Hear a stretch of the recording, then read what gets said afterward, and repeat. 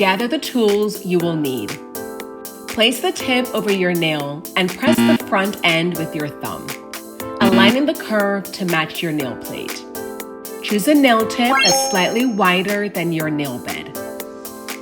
File the rear and sides of the tip until the curve matches your nail edge. Continue filing until the shaved tip fits perfectly on your nail. Apply nail glue into the groove on the back of the tip, ensuring the bonded area matches the surface of your nail plate.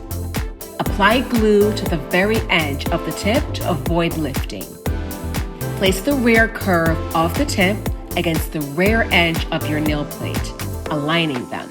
Then apply the nail tip gently, adjusting any angles before pressing them. Trim away the excess tip with a clipper. Lightly file the entire surface with the coarse edge of the file. Do not leave any smooth areas. The nail surface now has a matte look. File the shape with a hand file. Gently buff the nail surface with a buffing block. Now you can create your nail art on the tip. These little tips can help you achieve a more secure and comfortable nail tips application. Happy creating!